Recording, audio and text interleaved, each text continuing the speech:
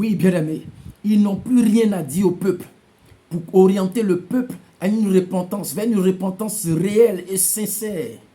Mais bien au contraire, ils encouragent le peuple de Dieu. Ils encouragent l'église du Seigneur à avoir leur regard fixé sur les choses du monde, sur les choses de la chair, sur les choses de la terre. Voilà aujourd'hui ce à quoi se consacre leur ministère.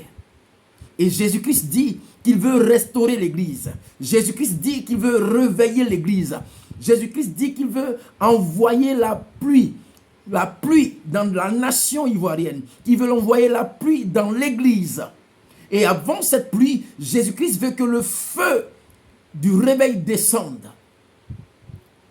Quelqu'un me dira, mais quelle est la différence entre la pluie et le feu? Bien-aimé, Élie a invoqué le feu. Mais en continuant la lecture, vous allez comprendre de quoi fait-il allusion quand il parle du feu. Élie leur pose la question, jusqu'à quand, peuple de Dieu, église de Côte d'Ivoire, jusqu'à quand vous allez hésiter entre les deux côtés? Lorsque des hommes se lèvent et qu'ils ont des capacités surnaturelles à guérir, à faire des miracles, ceci n'est pas mauvais. Mais est-ce que l'église de Dieu recherche le Seigneur de tout son cœur? Aujourd'hui, pourquoi celui qui va voir un féticheur ou un marabout est passible de condamnation ou de jugement? Pourquoi? Est-ce que le marabout ne donne-t-il pas des résultats concrets, des résultats efficaces et réels? Mais parce que Dieu ne veut pas que son peuple, ses enfants, aillent voir d'autres esprits. Et de cette même manière, le diable par ruse a fait rentrer dans l'église des hommes qui travaillent avec des liens spirituels, des liens ancestraux, des liens des eaux, des esprits impurs, de la Rose-Croix, de la franc-maçonnerie, de la lagune, de la mer, qui collaborent avec des esprits marins. Et aujourd'hui, ils ont le couvert, le titre, le manteau de pasteur, de prophète, de bishop, d'archibishop. Quand vous recevez de la guérison, quand vous recevez de les miracles, quand vous recevez de ce que vous attendez depuis des années, n'est-ce pas la même chose que lorsque quelqu'un va voir un féticheur ou un marabout? Parce que tout ce qui ne vient pas de Dieu, dont vous aurez profité, dont vous aurez bénéficié, ces choses vous seront redemandées. C'est pourquoi l'église de Dieu ne sera pas mise à l'écart. L'église de Dieu ne sera pas mise à part en ce qui concerne le jugement de Dieu. Parce que quiconque aura bénéficié d'un privilège qui vient de l'eau, qui vient des rivières, qui vient des montagnes, sera passible du jugement. Ce sera le péché de l'idolâtrie. C'est pourquoi l'église de Dieu est condamnée, est censée avoir du discernement. Or, le discernement ne vient que par la parole de Dieu. Comment savoir que tel homme est de Dieu? Comment savoir que tel frère est de Dieu? Comment savoir que tel prophète est de Dieu? Aujourd'hui, si un prophète s'habille en costume et il présente son église, son assemblée dans une chaîne télévision chrétienne, en Côte d'Ivoire, nous avons Béni TV, LMTV, mais la chaîne sur laquelle ces imposteurs aiment s'exposer, c'est la chaîne de Béni TV. Ils se mettent sur Béni TV. Si ces personnes-là vont sur ces chaînes, vous n'allez pas prendre le temps de discerner. Automatiquement, vous allez courir. Et voilà le grand précipice dans lequel vous allez tomber. Parce que le Seigneur a dit dans sa parole, pour suivre quelqu'un, il faut regarder est-ce qu'il marche selon les principes que vous voyez en moi. Est-ce qu'il marche selon les principes que vous voyez en ceux qui m'ont entendu, qui m'ont reçu premièrement, en mes serviteurs, mes apôtres. Philippiens 3, verset 17. Portez les regards sur ceux qui se conduisent selon le modèle que vous voyez en nous. Peuple de Dieu, Église de Côte d'Ivoire, nouveau converti, le Seigneur te donne cette charge de ne pas suivre n'importe qui, de ne pas te laisser être imposé les mains par n'importe qui. Aujourd'hui, des hommes de Dieu se lèvent avec des bagues magiques qu'ils ont au doigt, avec des chaînes, des colliers qu'ils ont aux mains, au cou, avec des toges, avec des chapeaux, avec des vêtements qu'ils ont, particulièrement pour la prière du ministère, comme il l'appelle bien souvent, avec je ne sais quoi, avec des mouchoirs qu'ils appellent talit, avec des talit, les talit gadol, les talit simples qu'ils mettent au cou, qui sont à l'apparence, à l'effigie des écharpes. Mais vous n'avez pas le discernement. Depuis quand ces choses sont du Christ? Et vous les appelez prophètes. Vous les appelez serviteurs de Dieu. Ils vous imposent les mains. Ils prient pour vous. Et comme vous avez des résultats, vous croyez que vous êtes de Dieu. Mais vous n'êtes pas de Dieu. Et si vous mourrez sous leur couvert, vous mourrez sous leur autorité, vous ne verrez pas le paradis de Dieu. Parce que ces hommes sont des vendus. Ce sont des imposteurs. Ce sont des hommes qui ont régné le Christ. Certains le font inconsciemment parce qu'ils ont des pères spirituels qui leur ont communiqué ces enseignements. Ils croient que c'est vrai. Ceux-là, Dieu va les faire sortir de là. Quel que soit ce qui va advenir, s'ils sont pour Dieu, Dieu va les retirer de là. Mais il y en a qui consciemment, de façon volontaire, se sont impliqués dans ces pratiques alors qu'ils ne sont pas appelés de Dieu. Ceux-là recevront le jugement de Dieu sur leur vie. Ce ne sont pas des brebis, ce ne sont pas des pasteurs, ce ne sont pas des envoyés de Dieu. Ce sont des loups ravisseurs et vous devez sortir de leurs églises. Que ce soit dans ma nation, la Côte d'Ivoire, que ce soit au Congo, que ce soit au Togo, que ce soit au Bénin, que ce soit en France, quelle que soit leur éloquence, vous devez les abandonner. Sinon, vous allez avoir le jugement de Dieu sur vous. Vous allez avoir le jugement de Dieu sur vous. L'esprit de l'île dit, jusqu'à quand hésiterez-vous entre les deux côtés? Si l'Éternel est Dieu, suivez-le. Qui est Dieu? N'est-ce pas la parole? Dieu, c'est la parole, bien-aimé. Jean 1, verset 1. Au commencement était la parole. La parole était Dieu. Et la parole était avec Dieu. Et toutes choses ont été faites par la parole de Dieu. Aujourd'hui, nous avons des prophètes qui ne veulent plus rien faire par la parole de Dieu. Ils se disent qu'ils sont mieux que nos pères dans la foi, les apôtres prophètes qui ont suivi Jésus-Christ. Et donc, par conséquent, tout ce qui peut leur être révélé sera, même si c'est différent ou contraire à ce que les apôtres prophètes ont prêché, eux, ils croient qu'ils sont appelés de Dieu. Bien-aimés, que cet orgueil de ces hommes de Dieu ne vous envale pas. Que cet orgueil de ces hommes de Dieu ne vous emballe pas. Car si quelqu'un veut venir à moi qui porte sa croix, où l'avez-vous appris? Comment savez-vous que l'Église est le corps du Christ? Comment savez-vous qu'il y a 9 dons spirituels? Comment savez-vous qu'il y a 9 tranches du fruit de l'esprit? Comment savez-vous ces choses aujourd'hui qui constituent ce que vous appelez le christianisme? N'est-ce pas par l'enseignement des apôtres, prophètes? Jésus a-t-il une fois écrit de ses propres mains la parole de Dieu? Mais vous appelez cela la parole de Dieu. Si vous avez été fort pour vous conformer aux écrits, pour devenir ou être appelé l'église de Dieu, qu'est-ce qui est de plus compliqué que de s'aligner à ce qui a été dit? Voilà pourquoi les orgueilleux qui vont se lever au-dessus de la parole que Christ a prophétisée au travers de ses serviteurs, les apôtres, tous ces orgueilleux, qu'ils soient apôtres, prophètes, pasteurs, tous ceux-là seront balayés du revers de la main par le Saint-Esprit. Ils seront emportés si jamais il y a un vent qui arrive. Parce que l'heure, l'année, cette heure à laquelle nous appartenons, c'est l'année de la restauration de l'Église.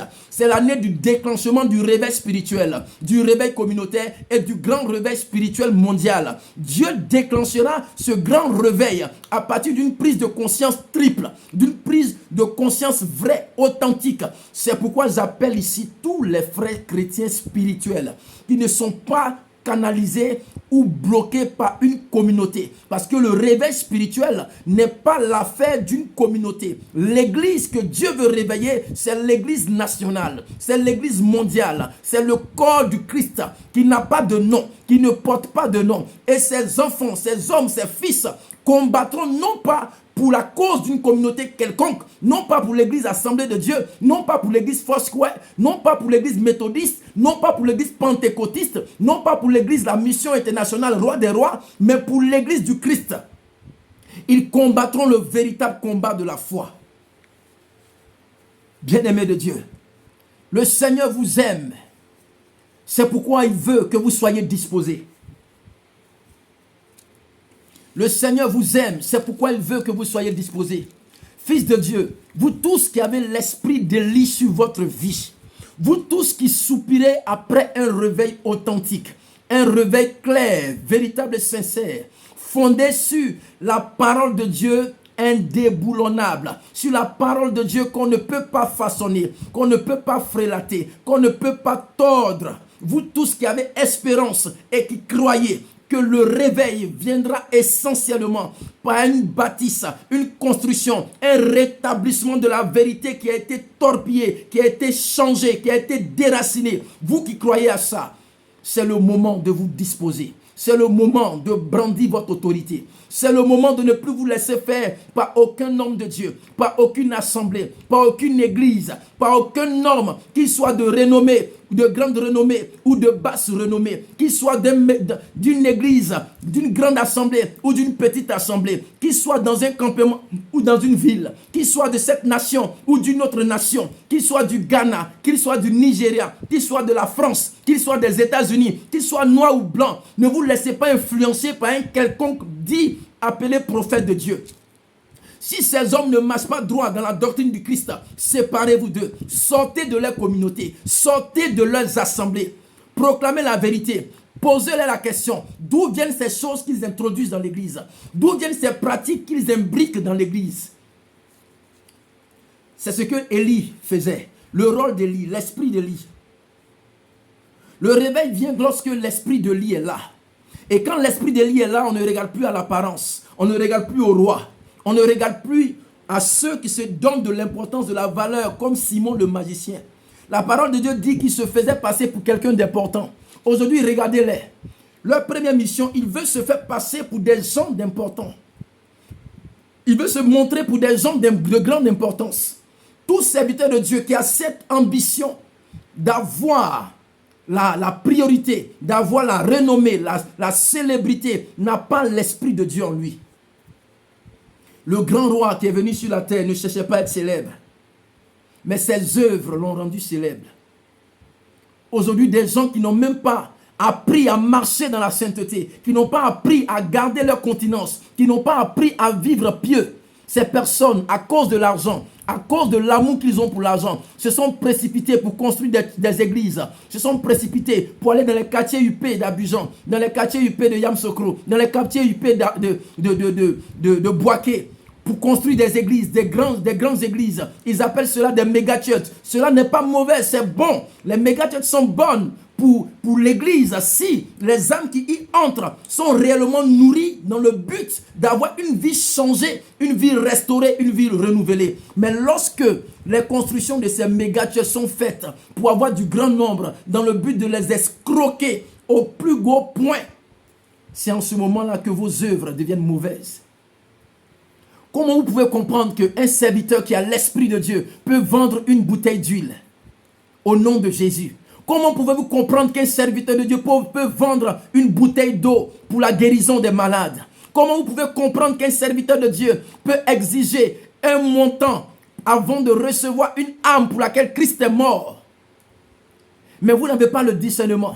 C'est pourquoi l'Esprit de Dieu vous demande, l'Église de Dieu. Vous qui voyez tout ça partout, dans tous les carrefours d'Abidjan, dans tous les carrefours de Yamoussoukro, dans tous les carrefours de la Côte d'Ivoire, vous voyez ce genre d'église, vous voyez ces pasteurs, mais vous ne dites rien, vous ne bronchez pas, parce que vous dites que vous avez faim. Jésus avait faim, mais le diable lui a dit, si tu es fils de Dieu, transforme cette pierre en pain. Il n'a pas accepté. Pourquoi? Parce que Jésus, son combat spirituel, c'était de dominer sur sa chair. Mais à cause de vos maladies, à cause de votre faim, à cause de votre célibat, à cause de vos échecs, vous êtes prêts à suivre tous ceux qui ne sont pas de Dieu. Alors que vous savez qu'ils ne sont pas de Dieu. Mais vous ne pouvez pas dominer votre échec. Vous ne savez pas porter votre croix.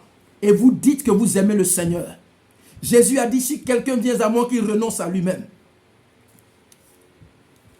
Quelle est la différence entre suivre ces hommes de Dieu et aller voir des marabouts, des sorciers, des féticheurs? Quelle est la différence? Quelle est la différence entre suivre ces hommes de Dieu qui vous vendent de l'huile, qui vous vendent des guérisons moyennant de l'argent, qui vous vendent des bouteilles d'eau, qui vous vendent des échappes, qui vous vendent toutes ces choses, ces objets symboliques en guise de guérison, de quoi que ce soit? Quelle est la différence entre vous qui allez les voir, qui prenez, qui exécutez ce qu'ils vous demandent à la lettre, et ceux qui vont voir les féticheurs des marabouts? Jusqu'à quand hésiterez-vous entre les deux côtés? Jusqu'à quand? Église de Côte d'Ivoire. Église de Côte d'Ivoire. Tes leaders t'ont trahi. C'est pourquoi Dieu a livré la Côte d'Ivoire. Dieu a livré cette nation dans des choses indicibles.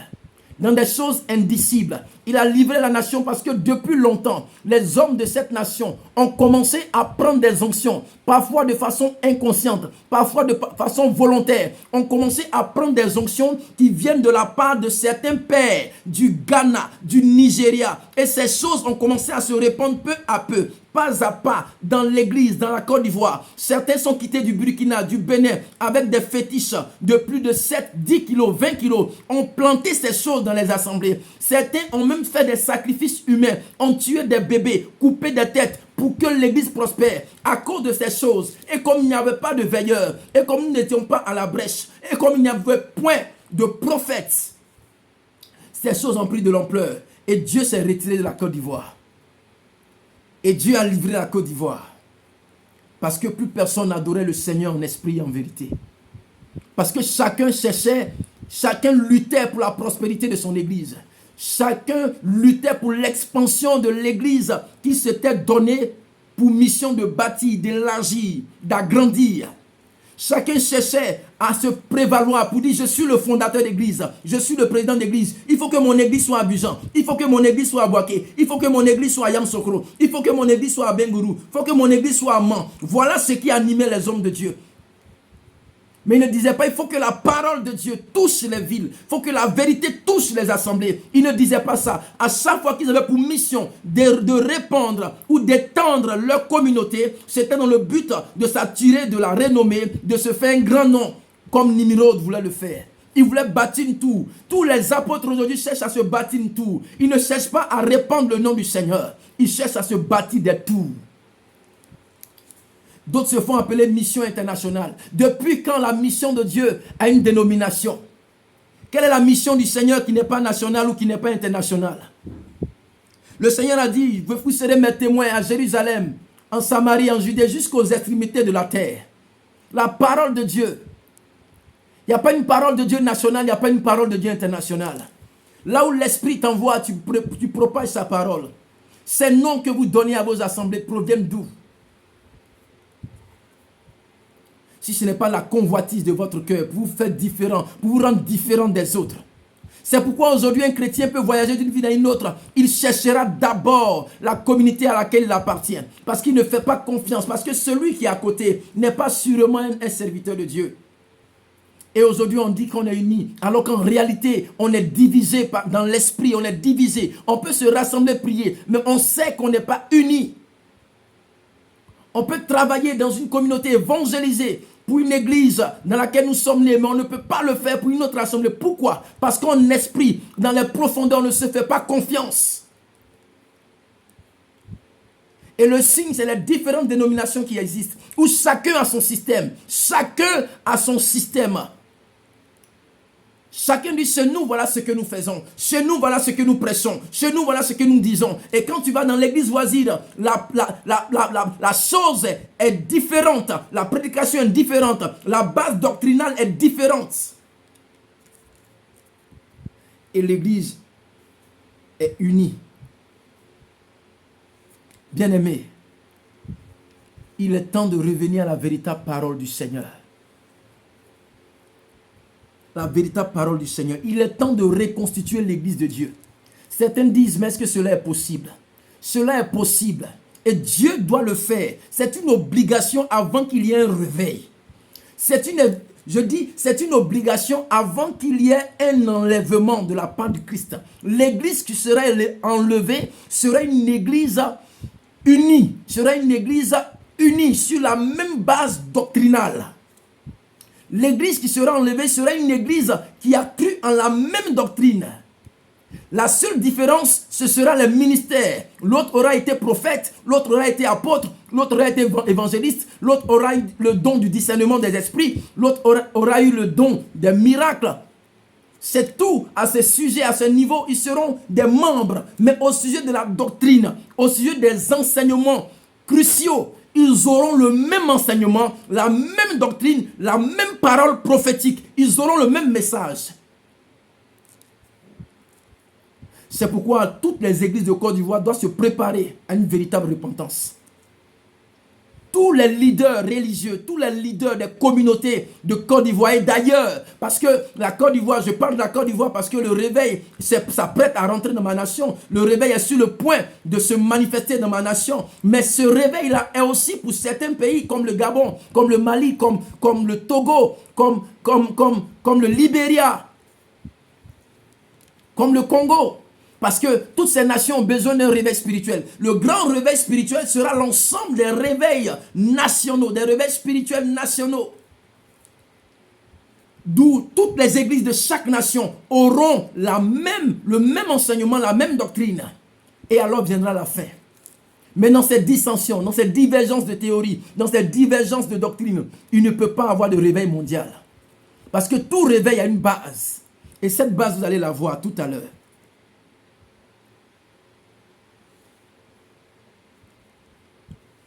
Élie dit au peuple, je reste mon seul prophète de l'Éternel. Et les prophètes de Baal sont 450 hommes qu'on donne 2 taureaux et qu'ils choisissent pour eux l'un des taureaux et qu'ils le dépècent et qu'ils le placent sur le bois et qu'ils n'y mettent pas de feu. Et moi j'offrirai l'autre taureau et je le placerai sur le bois, et je n'y mettrai pas de feu. Vous voyez, les prophètes de Baal, la condition c'était quoi?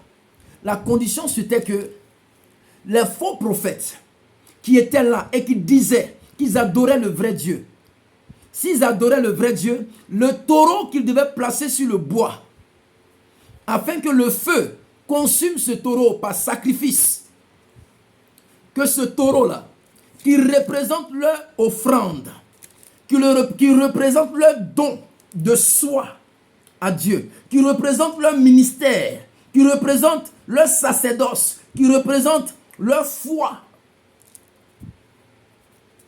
Il dit qu'il pose ce taureau-là sur le bois, mais qu'il ne mette pas le feu. Parce que le feu est normalement censé, pour ceux qui adorent Dieu, le feu est normalement censé venir d'en haut.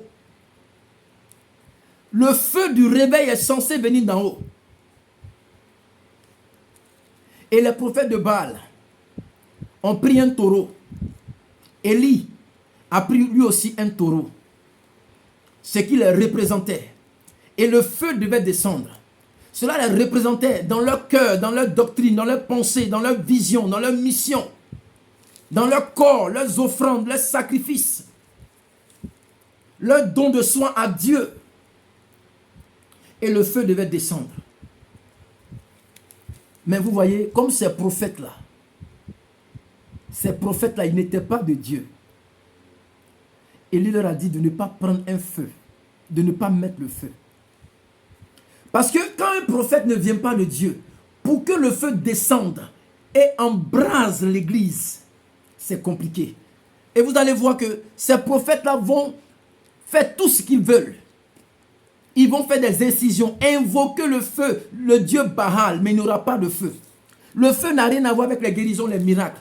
Le feu, c'est la présence de Dieu dans une église, dans une nation qui embrase tous les hommes, au point où il n'y a plus le temps pour la distraction, au point où l'amour de Dieu monte à un certain niveau. Au point où le peuple, l'église, est métamorphosée, est transformée. Chaque membre de l'église n'a d'intérêt que pour le Seigneur, pour le Christ. Tout le monde est chaud bouillant pour Dieu. La vie de Dieu, la vie de la sainteté, la sanctification a pris le cœur de tout le monde. Les maquis diminuent. Les boîtes de nuit diminuent. Les prostituées, les délinquants sont convaincus de leur péché. Parce que le feu est descendu. Est-ce qu'on peut rendre un tel témoignage aujourd'hui? Or, un tel feu doit descendre avant que la pluie ne vienne. Un tel feu doit descendre avant que la pluie ne vienne. Bien aimé, quand on parle du réveil spirituel, c'est une question d'invocation de feu. C'est un feu spirituel qui embrase ceux qui se sont offerts en holocauste à Dieu. Le taureau des prophètes de Baal représentait eux-mêmes leur don de soi à Dieu. Cela représente chaque chrétien. Mais si celui qui s'offre à Dieu, celui qui se donne à Dieu, n'est pas dans la justice, n'est pas dans la vérité, le feu de Dieu ne peut pas être visible, ne peut pas être manifesté. Donc du coup, il faut passer par des raccourcis, il faut passer par des moyens frauduleux pour séduire, distraire le peuple. Ils envoient des choses dans l'église, ils prennent des pouvoirs, des mains d'animaux, des sacrifices de je ne sais quoi pour propulser le peuple. Par un seul mouvement de bras droit, tout le monde tombe par la gauche. Un seul mouvement de bras gauche, tout le monde tombe par la droite. Et arrivé un moment, on ne voit plus de conversion dans l'église. On ne sait pas qui est qui est quoi. La conversion n'est pas visible, n'est pas palpable. La même personne va être touchée pendant des années, mais aucune conversion réelle dans le cœur. La distraction aura pris le dessus. Voilà ce à quoi. Voilà la situation dans laquelle l'église de la Côte d'Ivoire se trouve. Et bien d'autres assemblées. Peuple de Dieu, c'était l'exemple parfait du réveil. Et le réveil que Dieu veut envoyer dans notre nation sera un embrasement des vies. Sera un embrasement de toutes les vies.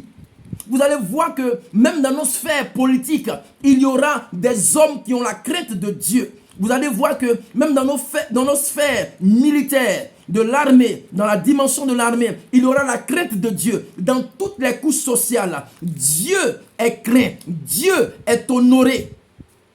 Vous allez voir que des décrets pouvaient être pris, des décrets pouvaient être pris ou pourront être pris pour que tout ce qui est consommation de drogue, d'alcool soit réduit. La crainte de Dieu, le réveil spirituel, lorsque Asa avait décidé de suivre Dieu, la Bible dit que Asa, il recherchait Dieu de tout son cœur. Et comme il recherchait Dieu, il a commencé à détruire tous les faux dieux qui étaient bâtis dans sa nation en Israël. Personne ne cherche Dieu sans chercher à renverser les fausses adorations, les faux autels, les autels de Baal. Au niveau de l'éducation, il y aura la crainte de Dieu. Cela sera visible par les systèmes établis. Au niveau de la santé, il y aura la crainte de Dieu. Cela sera visible par les systèmes établis. Par la justice qui régnera au niveau de la santé, dans le ministère de la santé, dans le ministère de l'armée, dans le ministère de la défense, dans le ministère de l'éducation, dans tous les ministères, la crainte de Dieu sera établie. Parce que les hommes qui seront mis depuis le haut jusqu'en bas auront la crainte de Dieu. Dans le peuple, parmi les étudiants, les élèves, l'Esprit de Dieu sera partout. Tout le monde prophétisera, parlera de Jésus. Et le plus grand nombre craindra Dieu. C'est le feu du réveil. Et comment ce feu-là doit venir?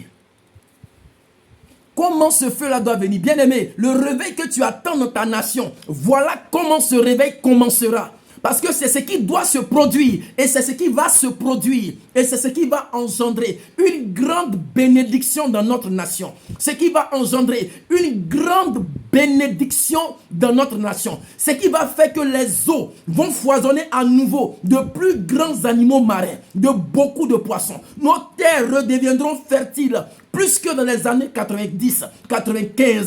Nos terres seront enrichies. Nos produits donneront plus qu'avant.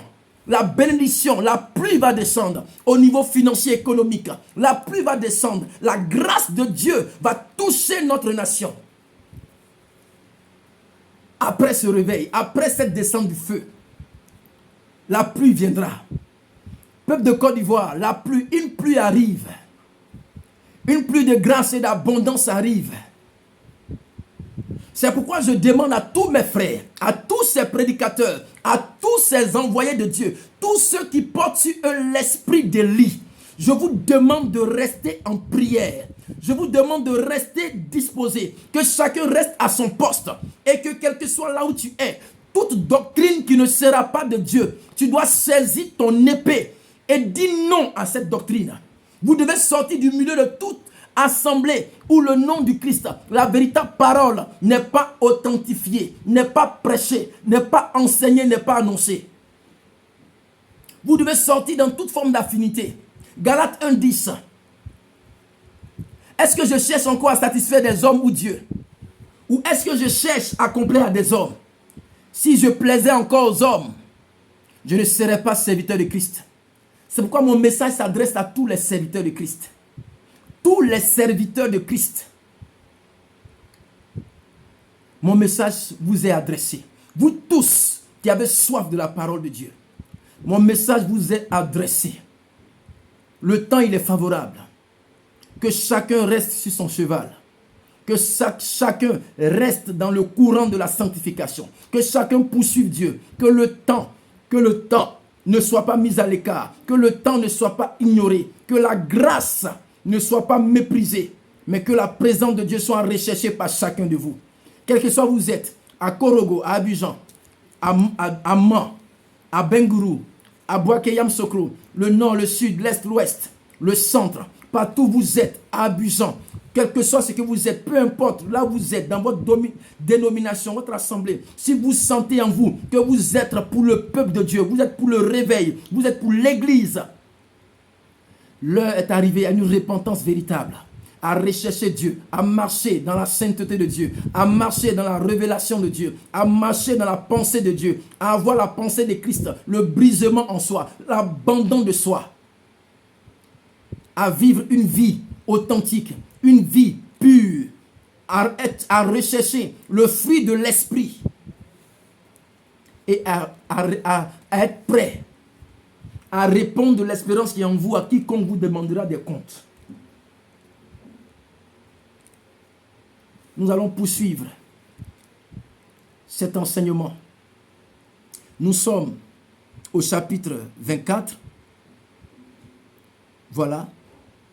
Nous sommes au chapitre 24. Nous allons poursuivre cet enseignement, je crois, cette semaine. Restez accrochés. Que Dieu vous bénisse. Que la grâce du Seigneur soit avec vous. Abonnez-vous à cette chaîne. Partagez cette chaîne. Partagez le lien de cette chaîne. Tous ceux qui sont amoureux du réveil que vous pouvez connaître, invitez-les et que la grâce de Dieu repose sur l'église vivante de Dieu, car nous sommes unis en esprit, même si nous ne nous connaissons pas de cœur ou de corps, mais en esprit nous nous connaissons parce que nous sommes animés du même esprit de vie. Soyez tous bénis, que la grâce de Dieu repose sur vous.